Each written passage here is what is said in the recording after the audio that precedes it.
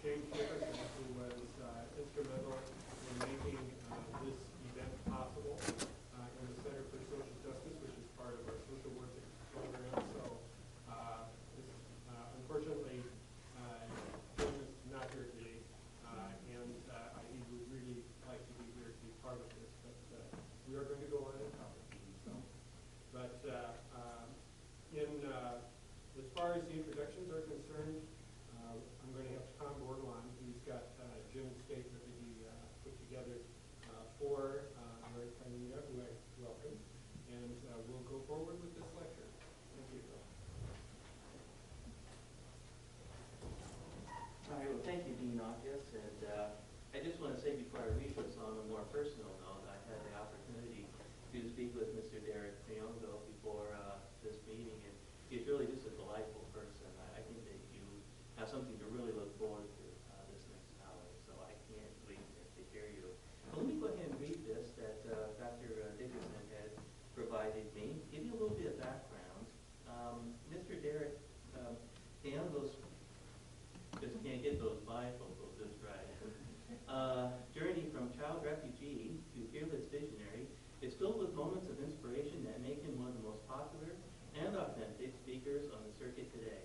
From Africa to Atlanta, with nothing but a dream and tenacity, Mr. Kayongo beat the odds, earned an education, became a naturalized U.S. citizen, and has served in leadership roles in some of the world's most respected NGOs since 1994.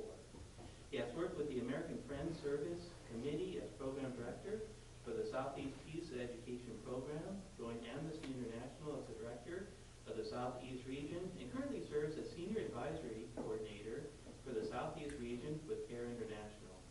He is also a regular columnist with the Huffington Post.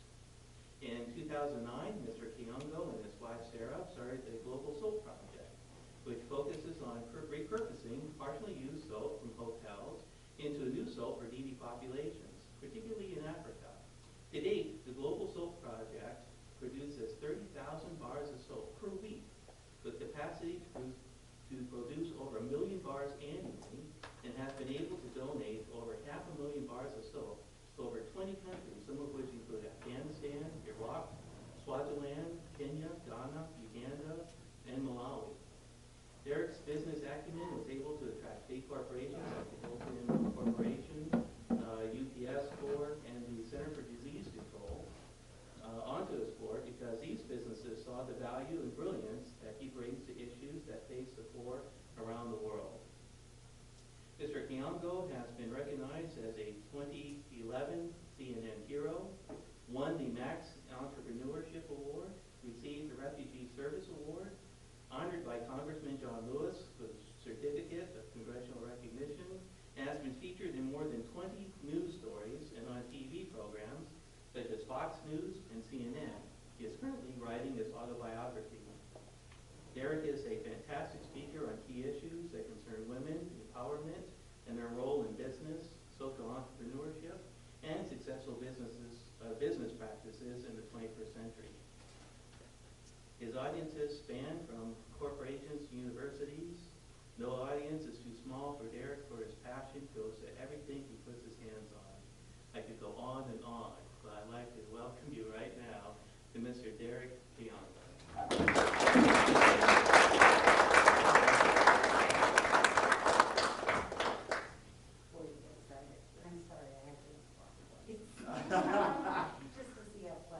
Yes, I'm very flexible. Okay. You're dealing with a good African. Very good. Good evening, everybody. Hello. Thank you so much. Is it okay if I take off my jacket? That way we can actually have a great time, because we are going to have a brilliant time this evening. And I'll have some of you, dancing in a minute. But before we start, I wanted to tell you a little bit of what we're going to do, and then you can tell me whether that's good. I'm going to tell you a little bit about my story. And then after my story, I'm going to do a little bit of a Q&A, yeah? And then after that, we're going to have a song, because there's nothing that's fantastic as having an African come to you and sing a beautiful African song, which I'm going to teach you, and then you can do what? Leave here with some little bit of jazz in you, okay? I'm not one of those typical speakers, so you're going to have fun with me a little bit. Is that fair? Okay. Now, I'm going to also ask for somebody to help me. If somebody can come and help me click this, because I'm a very mobile guy, I won't be able to come back here and then do this, because I'll need that. Oh, very good.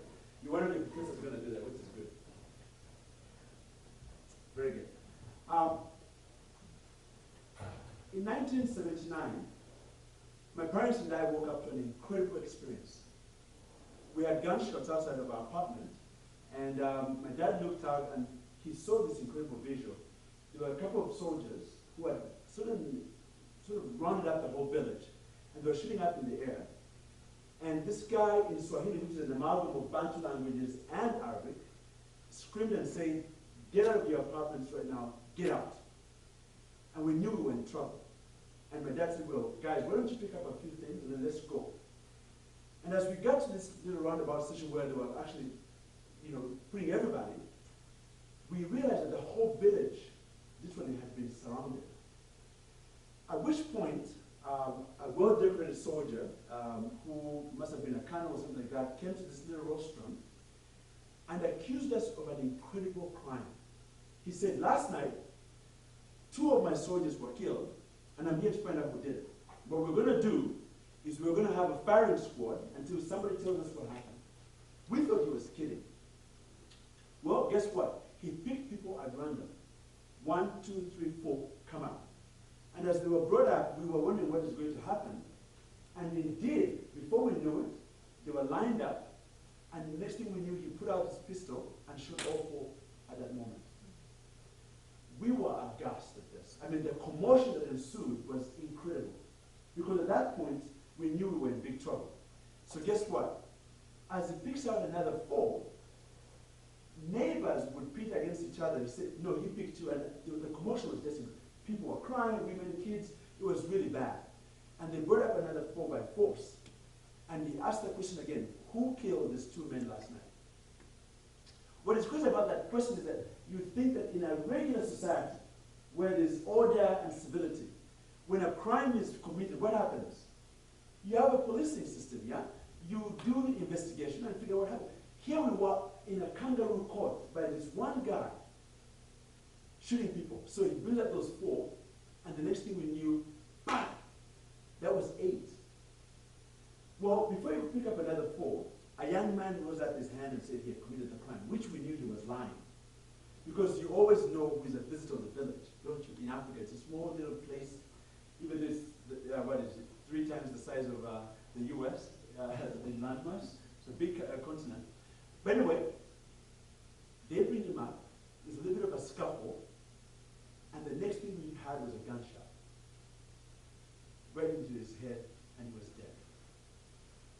What is remarkable about that story is that I was a young kid at about the age of 10, witnessing a firing squad.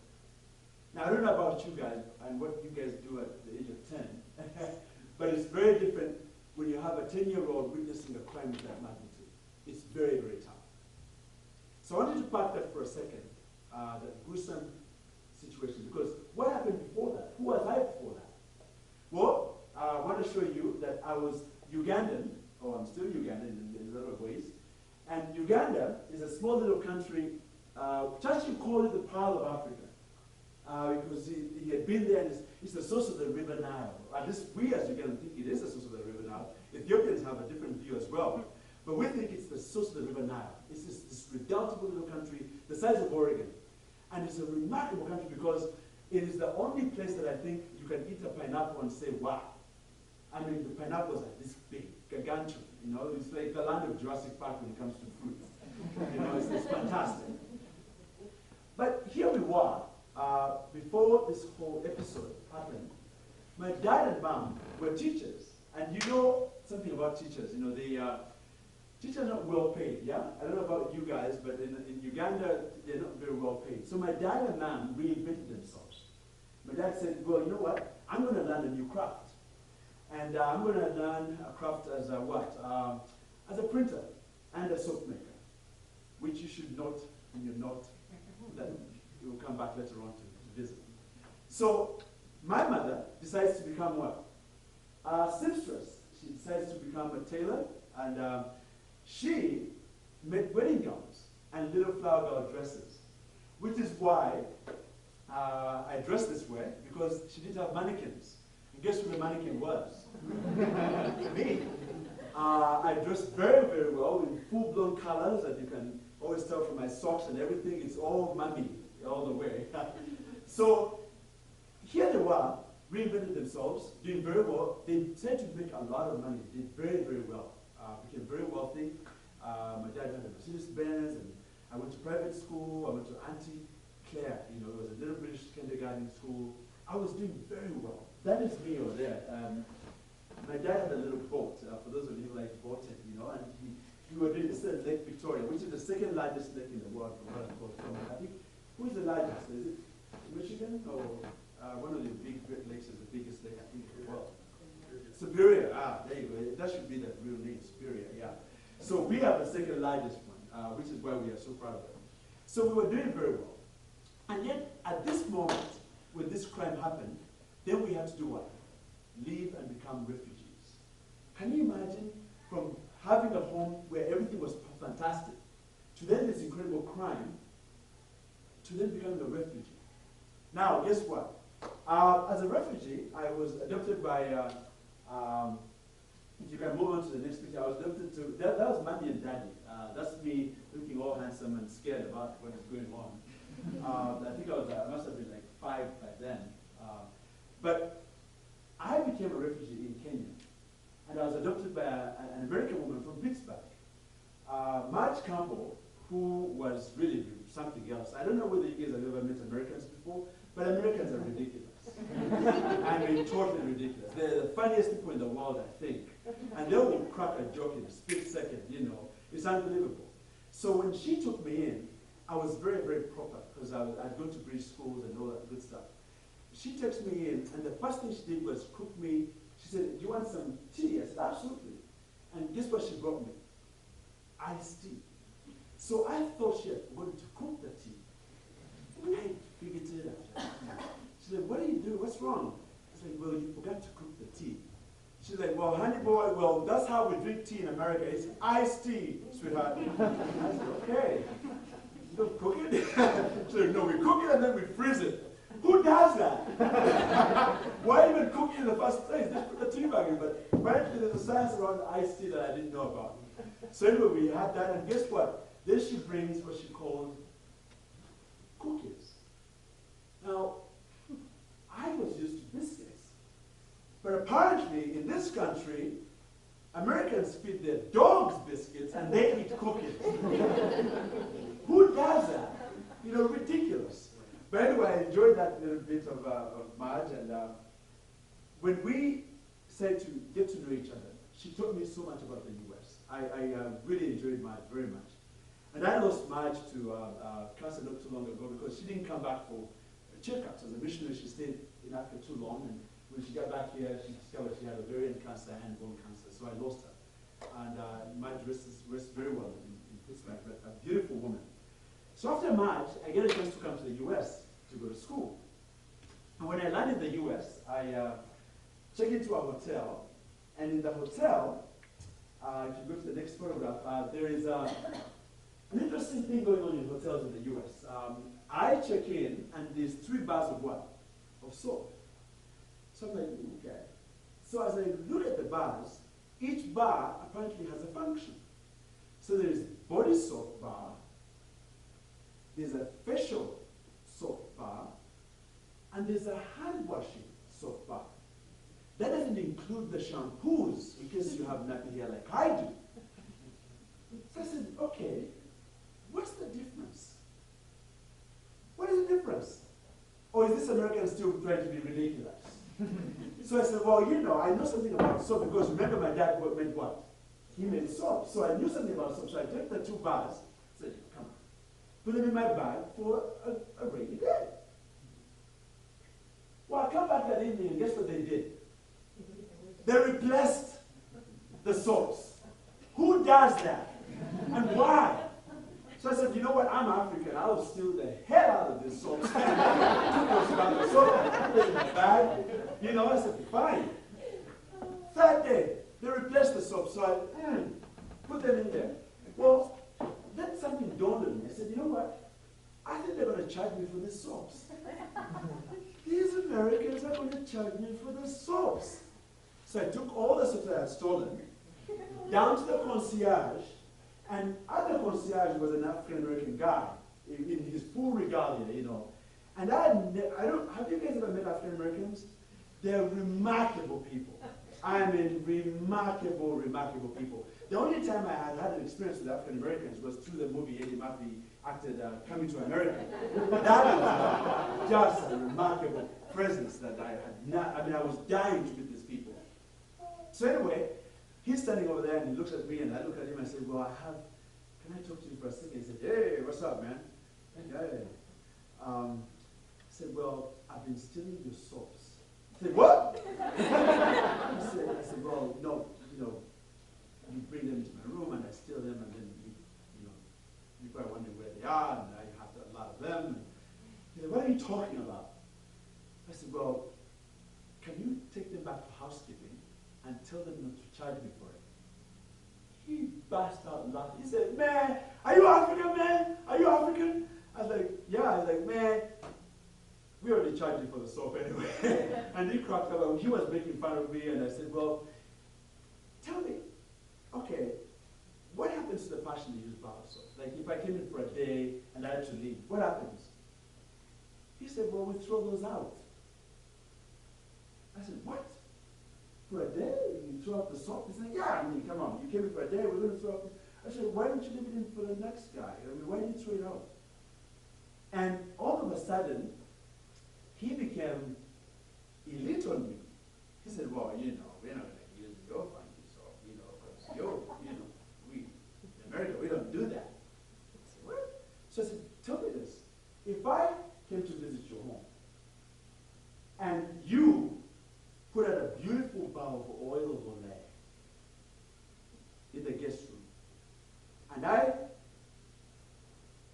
spent the night, left the next morning, do Americans all go, oh, geez, that's seen me.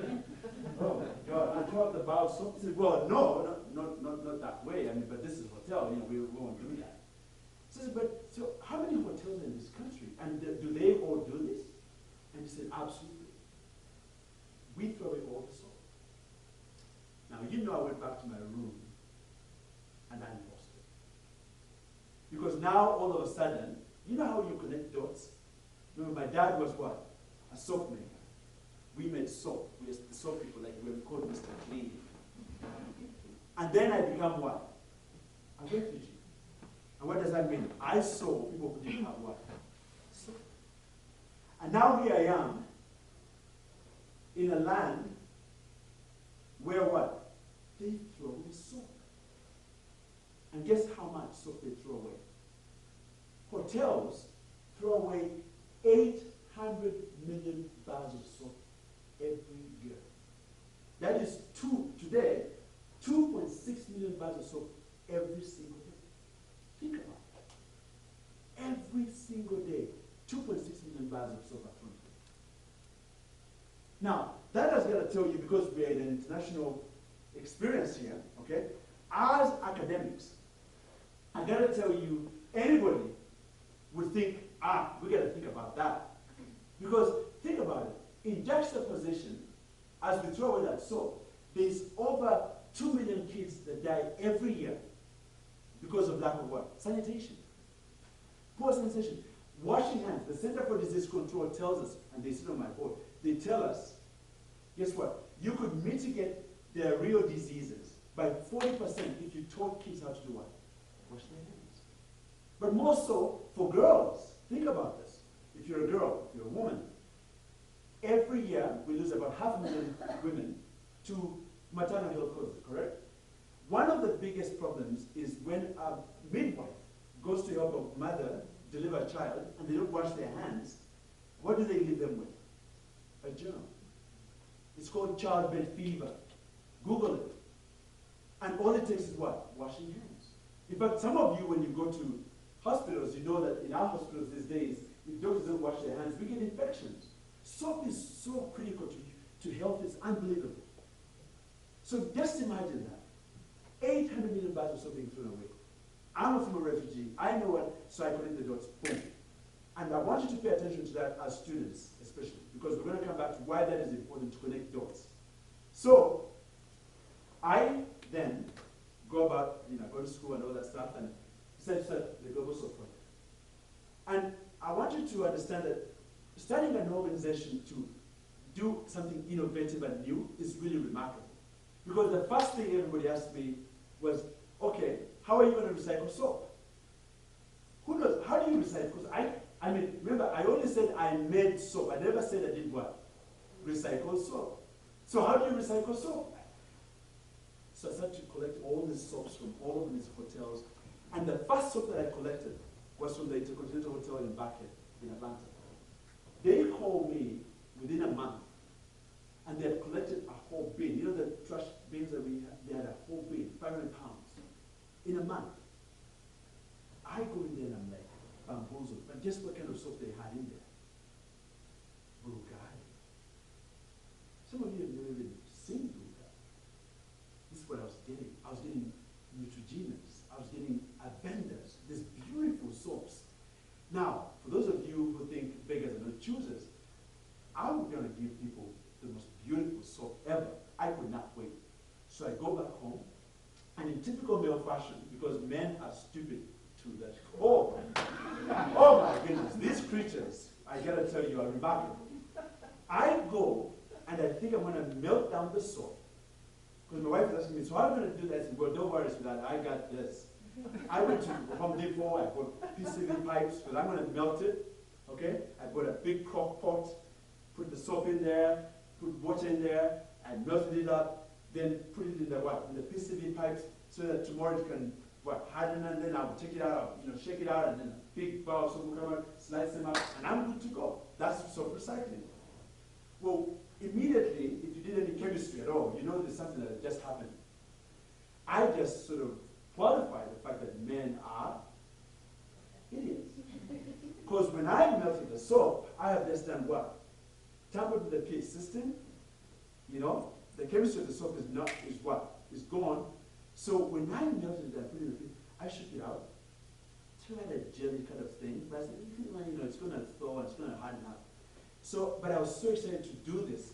I took the bars of soap, I sliced them, took them to my board meeting, and I told the board, guess what? We just recycled soap. I have the first samples of recycled soap. And I put them, and I gave everybody, and I looked so dignified and everything. And the board was happy, and they said, well, good job. Guess what? They called me 3 days later. My board member, hey, Derek, it's Vicky here. How are you doing? Like, oh, good. How's everything? She's like, well, I just have a small problem and question for you. Well, the soap just shrunk to a penny. Like, what? I went downstairs to my basement, and sure enough, all the soaps had shrunk to this much. Now, I don't know about you guys, but if you don't have a board and then crack a joke like that, that's not funny at all. So they look at me, and I look at myself, and I'm like, oh my God, what did I just do? Then I realized that in doing remarkable things, you've got to be smart too. So that began my smarts day. And decided I'm going to be a little bit smarter about this than what I usually do. And so I started to then do what we really call soap recycling. I got a chance to sit down with my wife, and I said, sweetheart, we're going to do something really crazy. She said, what? I said, we're going to cash in our 401k and buy a soap recycling machine. And she said, you and who? You're not taking my 401k money to buy what? No. We had this big fight, and eventually I convinced my wife, using a lot of psychological smarts, flowers. I mean, you do a lot of things as a man to get a woman to move from her position to your position. I mean, dinners and poetry. I mean, you name it. Trips to remarkable places. I mean, washing dishes. These are things that African men don't do. But my goodness, I'm going to do anything to get this woman to believe me. And eventually, we cashed in our whole 401k and bought the machine. And I'm going to show you now how this whole process works. When the soap comes in, it is all volunteer driven. So the first thing I had to do was look at the issue of labor. When you're producing things like soap, the first thing you have to think about is economics, yeah? Labor, which is one of the factors of production. Is that correct? But guess what? All my labor is volunteer labor, so I already have one advantage. Okay? They bring in the soap. The soap comes in from about 1,200 to 1,500 hotels all over the country. And it's shipped in to us free by the hotels. And they, I think, write off the whole shipment cost because we are non-profit. So the shipment is free to us. The labor is free. So then we peel off the first layer of the bag, because that's what you use in the hotel. We peel that off, and that's what they're doing right now. And then we take that and grind it into what we call spiders. And the grinding is what starts to become a very serious process, because now we're going to reconstitute the soap. We're going to move it from being a real bar soap, grind it becomes a powder. And then we have a small technique that I won't tell you the full details of it because I got to protect my copyrights now. But it turns into a feta cheese texture. You guys have had feta cheese? Because you guys are elite, I think. Feta cheese is the whole texture. And then we put that into the machine, the hopper, and compress that soap into a small little sort of gadget like that. And it warms up the soap to about 100 degrees Fahrenheit, okay? And out comes a full bar of soap. Then we take that, cut that into small bars, and then we take samples out of it. Because now we gotta do what? Test for pathogens. So we take the samples of that soap to a lab in Cincinnati. Who is in Cincinnati? Who's a soap maker, big soap maker. Procter & Gamble, there you go. So, but that's where we take the soap, we test it for 12 pathogens. When they give us a green light, that what we've done is fantastic, then we are ready to do what? To ship the soap away to another country. So, that's the whole process of how we do the recycling. It's all peeled off, we get rid of the first thing that you use, and we get the inner part, we grind that into brand new soap, and then we're ready to go. Now, the issue then becomes, who do you give it to? And how do you give it to people? Because you have to remember that giving things like soap away is not an easy thing.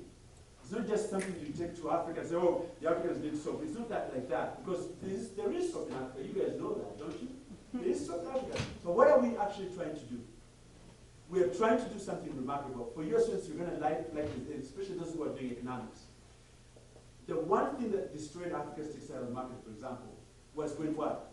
Used clothing was brought in by wonderful missionaries or people who really wanted to see Africans dress or whatever, and they destroyed the what?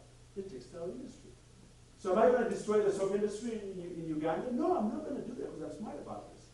So what we do is we partner with the Center for Disease Control, which has a map of where all the diseases are happening that need to be what?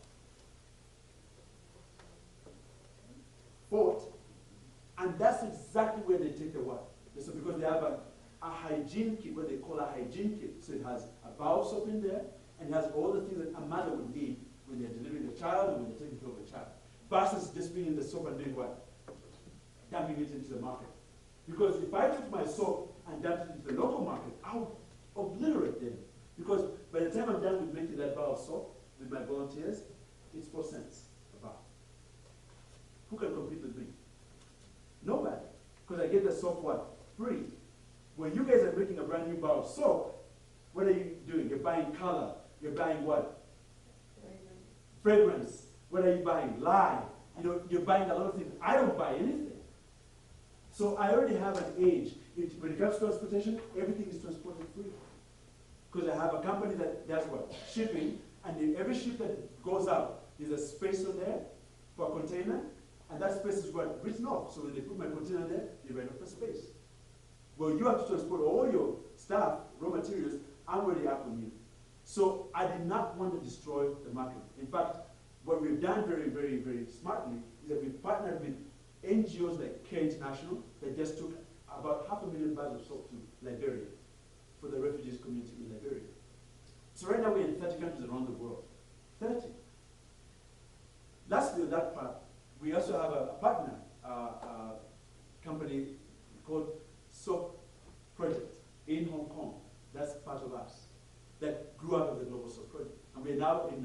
doing one in Italy, Rome, Italy.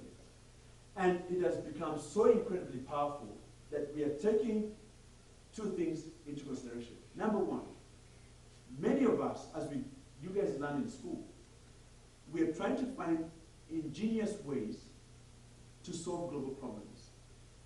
And you cannot, you should not, get out of your academic background without the ability to come up with innovative ways to build society. That is the main reason why you're in school. Is not to really sit here and say, oh, I'm just here to get a degree. No. We are training you to do amazing things that will advance the cause of humanity. We want to be able to say you're the Benjamin Franklin of the day. And why is that important? So I'm going to tell you 4 things that are really, really important that I want you to learn out of this particular experience. Number 1, accomplished people are different from exceptional people. Accomplished people are wonderful people. They get degrees like you're going to get. They buy a house. They get a car.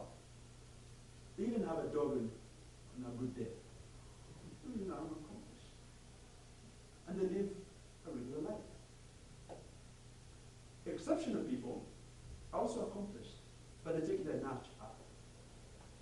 They realize that there's a problem somewhere, and they step up to solve that problem against all odds. They have passion about things that they do. And you will find that as you graduate, you're going to be either accomplished, or some of you are going to be exceptional.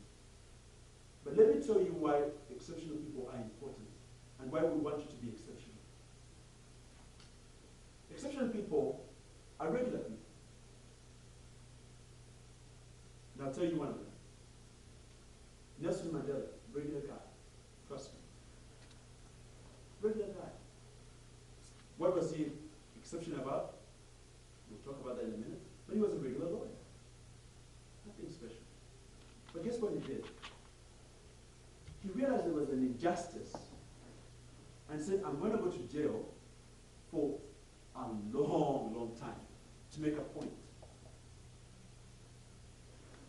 I would have easily, and I'm not saying that I'm Nelson Mandela at any sort of measure, because that guy is great, but I could have easily taken a situation that was ridiculously horrible, being a war child, and I would have easily come to this country and say, you know what, I got out of there, I'm in the US, so I'm going to just enjoy myself.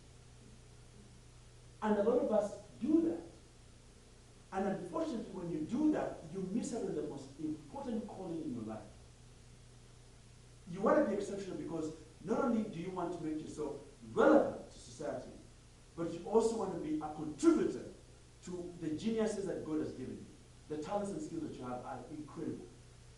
And so when I took on this particular thing, a lot of people laughed at me.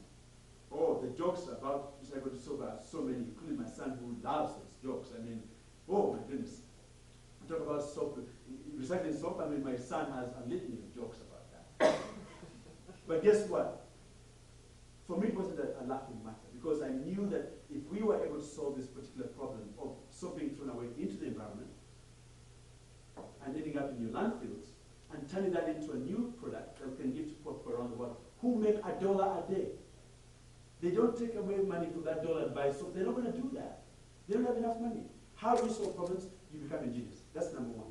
So the environment in which you are is so important in helping you become what you're going to be. In other words, most people who go through suffering end up becoming the most ingenious people because they've gone through an incredible thing. So don't take your situation and think it's helpless, because that's where the real genius lies. Number 2, really quickly, is the idea of passion. A lot of people leave this whole place without passion. I tell people when I go to schools especially, you are young enough to develop an incredible passion for something important.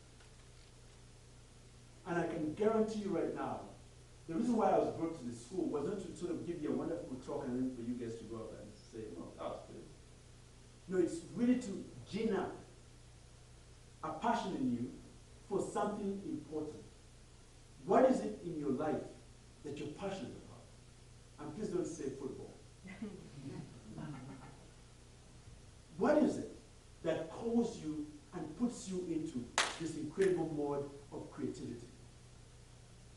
I could have easily stopped my class at Tufts and said, oh, I went to a good school, that's it, I'm just going to walk away and do something. But you should have seen the remarkable work that we were doing here. Even I, as I looked at the volunteers that came through and made the soap and did all that, I was astonished at how many people were inspired by that particular thing, and they went on and did other things. One guy that we worked with was from Haiti. And guess what? Now, Ronnie Delgado is recycling paint. Every American home has paint in its basement. Did you know that? They paint their little walls every summer or every Christmas, and they have leftover paint. Well, did you ever ask what happens to that paint? No, it sits in their homes for years. Guess what? It took a Haitian kid who had a home without paint to come and do it and figure that out. A condition that was supposed to be hopeless is what informed him to actually come up with a brilliant idea. What condition in your life is supposed to be inspiring you that you're ignoring? Number 3, I gotta tell you something interesting about this country. It's the country that Alexander de Tocqueville said was a beautiful country because what? Of the art of association. Most people say to me that the reason why I'm not doing anything special is because I don't have the money to start to do that special stuff. I don't have the connections. How does an African kid come here with nothing and then go and do something like that? Guess what? I went to the Hilton and I said, I need $1.3 million to do this. And I said, yeah, right. No, it doesn't work like that, Derek. I said, okay. But it does work like that. So the first answer was, no. Well, then I came back with somebody important. My board member, Vicky Gordon, who is the Senior Vice President for Intercontinental Hotel Groups, I knew it out for a lot about hotels. We working together, and guess what? We make this incredible point. You are taking soap, throwing it into the landfills. Somebody one day will figure this out and say, why are you guys throwing away soap into the landfills? Is that a chemical? Or you can actually give it to us, we can recycle it, and then you can have a little tent card in your hotel that says, the bar of soap you leave behind will be used, will be recycled and given to a child in South Asia and helped out. And immediately it clicked. And guess what? They gave me $1.3 million.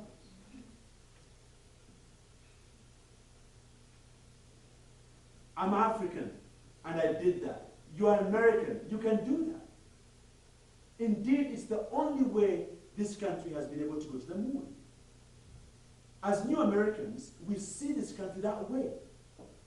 The power of this country is rooted in your ingeniousness, not in your laziness. You're industrious people, you're Americans, you're the people that have iPads and iPhones. That is all a gadgetry that is supposed to help you become amazing people. You're exceptional people. Be exceptional in this country. And lastly, is the power of education. You're getting an education when so many kids around the world are not getting an education. And for you to take that education and not do something amazing with it is actually a problem. And so how does education play a part in solving global problems? Well, your president, I think it was John F. Kennedy who said that the Peace Corps, is that what it is? He worked with the CARE International to set the Peace Corps. Those were great days, and these are great days as well. You see, the way the world works today is that we take people who are regular people and turn them into special people. When I first did the Global Support Project, my first volunteers were all students from Michigan. They would drive in from Michigan. They would drive in from Ohio, from Florida, North Carolina. You know why? Because young people have an incredible knack to be part of something big. In fact, when you look at all the revolutions, I mean, we just came out of the Arab Spring, I think it's still going on, but that's young people doing stuff like that. They're powerful. So in your youth, you can't just be passionate about something. You've got to know what you're doing. You've got to be educated about something. So I tell people that when you graduate, the day you finish school, get a passport and get away from here as fast as you can. And go to another part of the world and learn about other people. Because therein lies the solution to all of us getting along together. So as I did this work at the Global South Project, I have had more diversity walk through my walls of the factory than I've ever seen in my whole life. I mean, the first bar of soap we took to Kenya, I got to Kenya with my 5,000 bars, and the guys had packed up everything. These are the macho guys. And we get to Kenya, and I give the soap away to these mamas, and in Africa, as soon as you land, and with the dancing, the ululation, and everything, and I'm happy to give out the bars of soap, and they're smelling Bulgaris, Avendas, Neutrogenas, I mean, it's beautiful stuff happening. I would have married all those women just by giving everybody a bar of soap. I mean, they would love me so much. It was unbelievable. So I'm happy. The next day, I can't wait to hear the story. Then I took a bath, and oh my God. And one of them comes up to me and says something totally antithetical to what I thought was going to happen. So she says, I said, how was the bar of soap? And she said, what? She said, well, I didn't use it. I said, what do you mean you didn't use it? She said, well, because you told us it's the bar of hope. Because volunteers had made the soap in your factory. Americans made the soap for us. So I'm going to keep it as a reminder of the power of friendship. I said, absolutely not. No. You're going to take a shower. No. You're going to use the soap. I'll bring you more soap. But in there lay a reminder of how powerful these things can do to each other. In other words, if I put the soap at Kroger or somewhere like that, I say, well, here's the bar of soap, boom. Yeah? You'd have been like, yeah. But there's a story behind the bar of soap. It is a story about human resilience and all the stuff that we talk about in terms of recycling and being able to be ingenious about things. So they like that very much. The second story and the last story about that was that the next time he comes up to me and says, you know what? I use the soap. I said, yeah, how did you like it? She says, well, for the first time in my whole entire life, I smell perfume. And I said, perfume? She said, the soap has perfume. I've never used perfume in my home.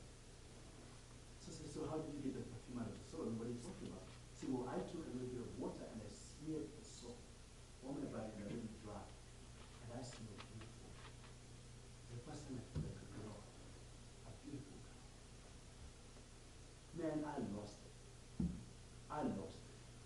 Because for me, and you may not appreciate this, but I'm telling you, for me, the human beings that are out there that are subjugated and are having a rough time, these are the little things that make life a little bit better.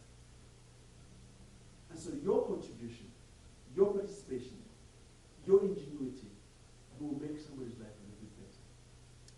And so that's where we are with Global Soap Project. We now have a factory in Hong Kong that makes about 250,000 bars of soap a year. And we give the soap to a small organization right now that works with kids who work in coal mines in South Asia.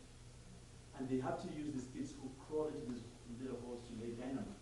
And they come up with suits, and they don't take a shower, and that suit is going to be damaged to their bodies, you know that. But now they have a bar of soap to take a shower. That's powerful. We have Americans that are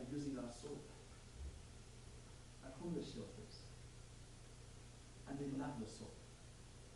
And so what was trash to somebody is now something important to somebody else. That's what it means to be exceptional. That's what it means to be exceptional. You invest in yourself, and you never give up on yourself. If I had given up on myself as a former refugee, I would not be doing this. I would not be giving back to society. I wouldn't be the constructive American, new American that you all expect me to be. So now, I have a family. I have a son, Kevin. He's 13 years old and he's 6'3". Ridiculous. And he wears size 15. Great basketball player, but also very good at school. And then I have a daughter, Lauren, and my wife. They both live in Malawi. My wife works for DHL. She's the managing director for DHL Malawi. We both went to school together, and we are enjoying ourselves being relevant in society. And so my message to you this evening is very simple. You're here for a reason. Make sure that reason counts. You're here for a reason. Make sure that reason counts. Thank you very much.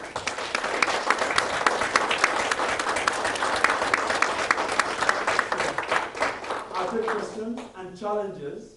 I don't know how much time we're left with, but any questions or any challenges? Anything that you think was happening? Before we learn our song, our Swahili song. Yes? So where do you have factories? I know you have one in Hong Kong, you have others. Yeah, one in Norcross, Georgia. That's the first one. And then we are trying to get one built in Rome, Italy. Every time I say Rome, Italy, because I used to say Rome and prefer Rome, Georgia. No, Rome, Italy. So, yeah. And the factory in the one in Atlanta makes about 2 million bars of soap right now. We used to make 1,000 a week. Now we make about 20,000 bars, literally, a week. So it's been an incredible journey. We have had about 15,000 volunteers come through our factory. 15,000. Can you imagine? In just a span of 3 years. So it's amazing. Every Saturday, it looks like I feel like I have a small church. You know, it's like people are in there working and we're laughing, and it's just remarkable. It's just remarkable. And the biggest thing was for me when 2 things happened. One is really, my wife hates me when I say this, but one of them was this beautiful woman walked in and was working. I really know who she was. After a while, we said, who is she? You know, because she looked a little bit flamboyant. Guess who she was? Miss America. And she had slipped in quietly, never noticed you could come and done her work on you. To the Girl Scout cookie people, you know, that have come in, the Boys and Girls. I mean, all these groups, big companies bring their staff people to come and volunteer. So it's an amazing place to be. Yes, ma'am. Could you please tell us a bit more about, after leaving Uganda, where did you go and how was that experience for you before you came to the U.S.? But I'm very curious about the way you adjusted to a new culture in the U.S. What were the challenges? And do you face, or did you face, any of these challenges with your kids? You Yeah. know, you grew up in 2 different cultures, so were there any conflicts? And what did you want your kids to take from your own culture and not have it be lost in the American culture? Wow, a loaded statement there. Okay. Yeah. Okay, the first one, where did I go? I went to Kenya, as I said, and I grew up in Nairobi. In Nairobi is a beautiful place to grow up because it has a hodgepodge of everybody. Kenya has been the home and host of so many countries in conflict: Somalians, Ethiopians, Sudanese, Kenyans, Ugandans, Rwandese. We all were there together. So it's really a family of incredible people. But that means it attracted a lot of foreigners who came to help. So the number of NGOs, non-government organizations there helping people is incredible. So how do I come to the US and then adjust properly? Marge, remember Marge? this American woman took me in and literally helped me grow up because my father went back in the war to fight. And I didn't see my father for about 5 years during that time. So as a young boy growing up, I was raised by literally 3 women. The little British woman that started me off, my mom, and then Marge. So I had this incredible passion. Women are very interesting because every time you go to an association, you find more women in that association. You know, women tend to want to help a lot. And so that ability is what I got out of that woman. So when I came to the US, because she had really American football, she was Pittsburgh, yellow, what do they call it, the dirty yellow towel, whatever it's called. The Steelers, yeah, I mean, I know they're not doing very well right now, but my goodness, we were winning. There's a thing, I was like, what are you doing? And football was crazy for me because I always asked her, why do you Americans pick up the ball and run with it? Why don't you kick it? Like, well, you can't kick an egg. So I learned from her before I got here. But when I got here, a lot of things happened to me. I mean, the culture shocks were remarkable.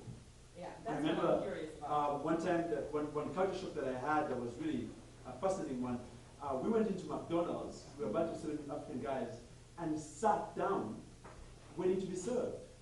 So after 10, 15 minutes, I said, this is the worst service I've ever seen in my life. We went over to the counter, and I said to the lady, I don't mean to be rude or anything like that, but we've been sort of sitting down there for a little while, and you haven't come to serve us. I was like, what are you doing? And she gave us a little bit of time, and then when we got over there to order, I had never ordered, so Americans drink a lot of soda.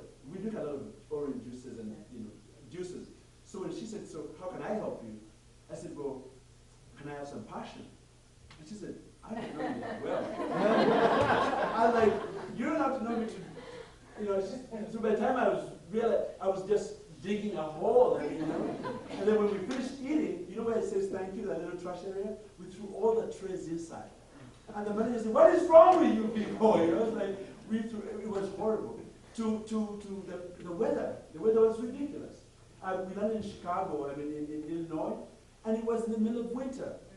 Why are you guys living in these places? This is brutal. This is not humane. And the guy tells us, well, you need long underwear. Every man who freezes wears long underwear. Okay. So we said, okay, so we go into Kmart, we buy the long underwear, we all change into the long, and we walk out with our pants on our backs, and the long underwear. And we said, get back in there. What is wrong? You said we wear long underwear. He said, no, you wear them, and then you wear your pants in it. So the culture shocks were relentless, The last one about culture shock was the bathrooms, American bathrooms, at least for the men, are crazy bathrooms. They don't go all the way to the bottom, Why? Because so my friend walks in, he's Francophone African, and he goes to foot number 2, he sits down to go to the bathroom, and the bathroom flashes automatically. He jumped out of the bathroom, and in our mother tongue, we don't cuss like you guys cuss, we cuss more humanely. He says, God of Poseidon, please do not swallow my buttocks. And he was so scared, and we were laughing. But eventually, you learn that you're in another country and that you're going to learn how to eat pizza, and that it's going to be your main food. Resist that. Yeah, pizza with no bread, or stuff, or you go to visit America and they say, well, come over for dinner, Derek, and you say, okay, fine, and you don't eat, and then they have popcorn and then little snacks, I'm hungry, when we sit and we eat, like we eat a whole cow, what is that food? Why are we eating snacks, So, but, dinner at 6 o'clock, we think dinner is at 10. Africans eat dinner at 10 p.m. At 6 o'clock, Americans are, I'm like, okay, at 10, I'm like, are we eating again? No, we're eating ice cream. I need food. So that's how it was. My children, therefore, had a very interesting time because they have 2 parents who eat their traditional food. We eat our traditional food. We are fish eaters and fruit. My kids make fun of me, of us all the time. Oh, what are you cooking? Is that elephant? My son is totally American, you know, and we love him very much because he really thinks we're ridiculous, and we think he is ridiculous. So by the time we're done with our ridiculousness, things are not going very well. But we have learned to adjust to the community, and we taught ourselves, my wife and I, that we were going to be part of this country, and we were going to do a good job at it. We are going to learn everything about this country and contribute to this country. And in the same way, we're going to give back to our parts of the world. Because we then realize that America is really built about the collectiveness, you know, of people. That's where we get that exceptionalism, you know. That exceptionalism was explained by Alexander de Tocqueville to all of us. It's the ability of coming here and being what? Being, you know, the spirit of creativity is what it's all about, you know, that Calvinistic approach. So that's how we have been able to live in this country. It's been fantastic. And by the way, it's the most beautiful country in the world. If you ever travel, you need to travel the whole U.S. to really appreciate this country. You know, the Grand Canyon, you know, go to Minnesota, you know, I mean, Louisiana, everybody's ridiculous in a ridiculous way. New York is really ridiculous. Everybody's ridiculous, you know. But it's beautiful. It's the most beautiful place to be. So that's what we've been doing about it. Is that fair? Ah, very good. Now you must be feeling good about it. And there are 2 more questions, and then we can sing the song. Any more questions? Okay. All right. Oh, okay, go ahead. First of all, thank you for sharing your story, and just really inspirational, so thank you for that. But secondly, you had mentioned that your father went back to the war. Yeah. I don't mean to No? probe. Yeah. Are your parents still living? Yes, good story over there. My dad goes back into the war. He's a very, very interesting guy. He's a very quiet man, but a very, very smart guy. So he became a spy. And he went back into his teaching mode and would smuggle fighters to go get trained outside of the country and bring them back. He was a smuggler and a spy. He did such a good job that when the war ended, he became the deputy director of our CIA country. So he became then became a member of parliament. Served in parliament, I think, for 10 years. And you know, is now a presidential advisor. He works for the president of Uganda. But he's a quiet guy, and you never know anything about him until you realize he just spied on you. He did a good job at it. And my mother became, she got spoiled in a very interesting way. She became a feminist big time, because women fought in the war as well. And she wanted to make sure that women were represented in parliament and every other sphere of government, and that we were not going to take a step back now that they have actually died as well. So after the war, she was part of what we call the Women's Secretariat. It was a group of women that introduced things like a women's ministry, which took care of women affairs. She was part of the affirmative action around women. So the first American ambassador to the US who became a woman was born out of that whole experience. The vice president became a woman during her time of organizing. So she became an incredible woman in our history as a woman, trying to expand women's rights, which were non-existent in some cases. So they've done very well. They're retired. They live in a small little house that they built at the age of 25, both of them, and they still live there. I have 2 sisters in Toronto, and a stepsister back at home. They are Canadian citizens. And then I have a brother who is a Swedish citizen. So we should see us for Thanksgiving. It's not I am the American who they all want to kill. And my sisters are the Canadians who want to make peace with everybody. And my sweet brother is a socialist, you know. It's just a wonderful family. You know, we're just wonderful people, but it's a great group of people. But everybody's fine, and we were very lucky. I had a question. Yes. You talked earlier about connecting the dots, and Yeah. I think in America we are the nation that's wasting, so we waste a lot of stuff. I know just working as a waitress, it blew me away how much food we would throw away every night.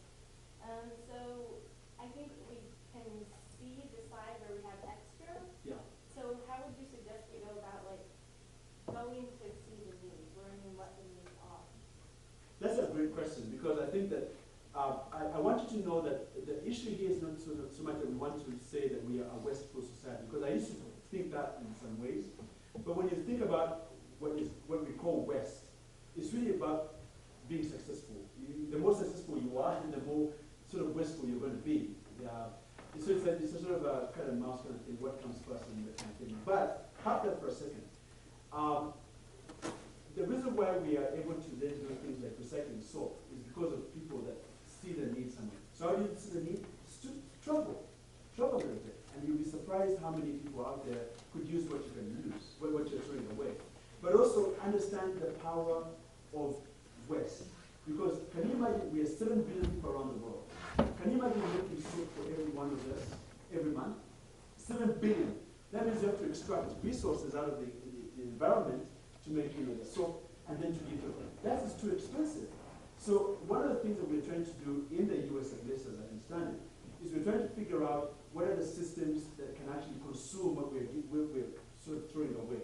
And they don't have to be abroad. They can be right here. Because you can imagine if we were able to figure out how much paint we threw away, yeah, just by in our basement. If you go to your parents' room, there's paint. What is it doing in the basement for 20 years? I mean, that's like a scientific joke, you know? Come on. You have paint for 20 years. What is that paint doing there? Can we use it for something else? So it's a matter of, so for example, the plastic bottle, we didn't talk about the plastic bottles that have the shampoo in the hotels. Do you know, a billion of them get thrown away every year. A billion. You know what the problem is? We don't have people who have the money, who are willing to step up and give us the money to do what? Recycle what we work with. If we had somebody who had the money, and we do have Americans who have money, all we have to do is make the connection. So my job and your job is, once we see the problem, is to actually find the people that can actually help us solve the problem. Because I don't have the wherewithal to solve every problem under the sun. But making connections, network building and constructing, education, all the things we talk about, the passion, those are the things you need as ingredients to then go and look for that little space that you need to occupy and occupy it quickly and do it very well. And you can still make money while doing that. Most people think that by doing what I'm doing, you don't make money, but you can. You really can make money. So I think it's a matter of just sitting down, paying attention to the environment, and see what is actually going on in the environment, and then see where your strengths and weaknesses are. You go towards your strength, okay? Look at the connections. Some of you have professors here, and you don't even know that they're award-winning professors. I know, I see a lot of students who leave school and they say, you know what, this is why I don't have a job, I don't have good connections. Why? Well, because I'm sort of new and I'm a young kid. Well, did you go to school? Yeah, I went to school. I went to the school. Do you have professors there? Yeah. Do you know your professor is so on? Have you Googled your professors? These guys are so connected, it's unbelievable. Unbelievable. And yet you have people graduating from school and say, I don't have any connections. Your professors have connections. You'll be surprised. Or even your parents. But we hate our parents so much, you don't even know they've been there for 20, 50 years. They have so many, just go to him or to your mom and say, look, I need help here. That's what I did with my dad. I said, Dad, I'm going to recycle soap. And said, do you know how to recycle soap? He said, I don't know, but let's try it. So I think that what we fall prey to is that we're not inquisitive enough. And we don't stay with it for a little bit. We are so fast that we are in the rat race. We all couldn't live. Calm down. Listen. Pay attention. Absorb. Smell. Be part of your whole cycle. That's what you need. And then it will come to you. These are miracles that happen. They're remarkable. So, hopefully that helps. I would like to just add something. I'm from Palestine, and I'm here for a teaching position. But I think, to answer your question, I think what people lack the most is exposure.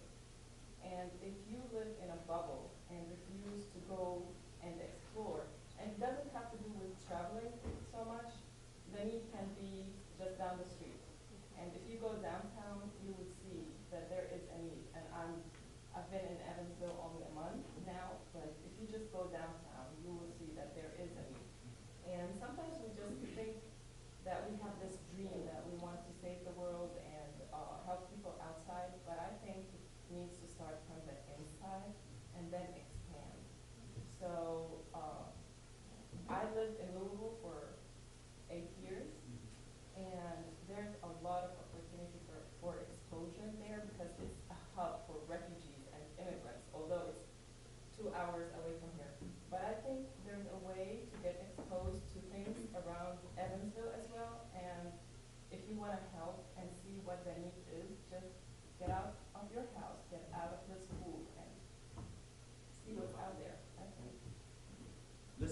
sing the song.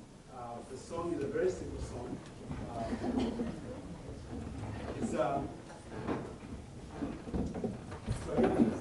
Swahili is the new language. It's a new language. And the song says, Moyoni. Yes, in Swahili, for example, so. Is everybody okay?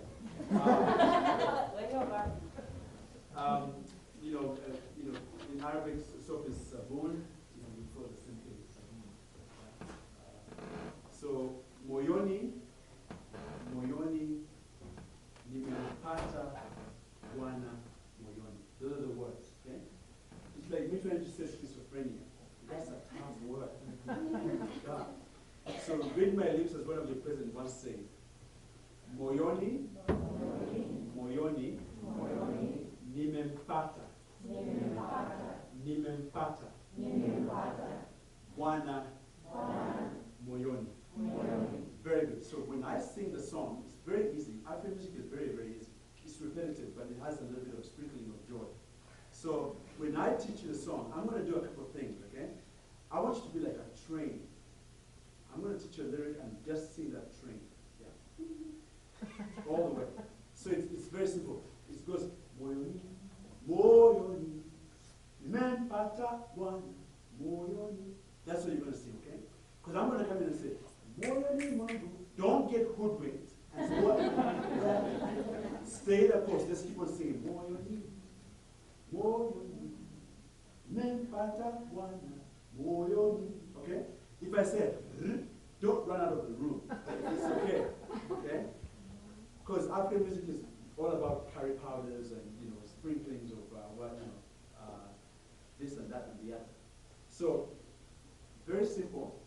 Moyoni, moyoni, mempata bwana moyoni. So you see how I strung it up? I'm like Frank Sinatra, which is all of you. Okay? So you carry your voice, moyoni. Don't say moyoni. Don't do that. Because we would have left, the train has left this station. Okay? So it's moyoni, moyoni, mempata bwana moyoni. Ah, good. Can we try it again? Moyoni, moyoni, mempata bwana moyoni. Aha! Good.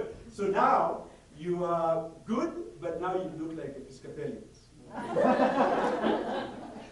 You're not dead, okay? And I say that because I'm Episcopalian, so I know about Anglicans a little bit. So string it out, okay? And string it a little bit. Just give me a little bit of motion. Okay, so it's moyoni, moyoni, mempata bwana moyoni. Good. Moyoni, moyoni, mempata bwana moyoni. Moyoni mwangu, moyoni mwangu, moyoni mwangu, mempata bwana moyoni. Dikoshe aye, moyoni, moyoni mwangu. Okay, okay. You see what happened? You see what happened? You got lazy about it, okay? You got don't be too white about this. Okay? Come on, guys. Let's be African for a minute, okay? Get into the rhythm, please, okay? So, do you get what I'm saying? Okay, catch me. Don't let me fall, okay? So it's what? Moyoni, moyoni, mempata bwana moyoni mwangu, moyoni. Good. Moyoni mwangu, mempata bwana moyoni. Dikoshe aye, moyoni.